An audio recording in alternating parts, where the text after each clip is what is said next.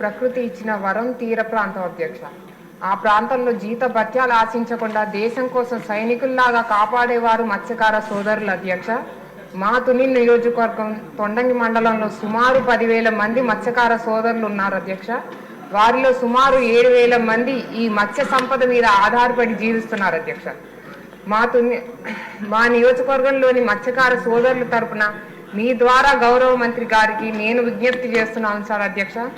Ban period లో వారి నిషేధ భృతిని 20,000 రూపాయలకు పెంచాలని కోరుతున్నాను అధ్యక్ష. కొత్త బోట్ల కోసం సబ్సిడీలు మంజూరు చేయాలని, అలాగే బోట్ ఇంజన్లు వలలు ఏర్పాటు చేసుకోవడానికి సబ్సిడీ ఇవ్వాలని కోరుతున్నాను అధ్యక్ష. ఐస్ బాక్స్లు అలాగే కొత్త ఇంటి నిర్మాణం కోసం సబ్సిడీలు ఏర్పాటు చేయాలని, 50 సంవత్సరాలు దాటిన వారికి పింఛన్ ఇవ్వాలని కోరుతున్నాను అధ్యక్ష. ఫిష్ ల్యాండింగ్ సెంటర్స్ కల్పించాలని మీ ద్వారా గౌరవ మంత్రి గారిని కోరుకుంటాను అధ్యక్ష.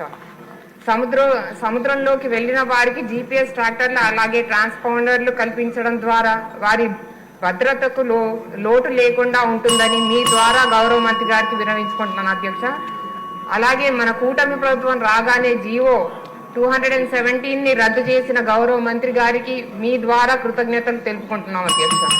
చివరిగా అధ్యక్ష, సెజ్ ఏర్పాటు వలన భూములు కోల్పోయిన, అలాగే కాలుష్యం వలన జీవనోపాధి కోల్పోయిన మన మత్స్యకారులు సోదరులందరికీ నష్టపరిహారం అలాగే తగిన న్యాయం అందించాలని మీ ద్వారా మంత్రి గారిని కోరుతున్నాను అధ్యక్ష. థ్యాంక్ యూ అధ్యక్ష.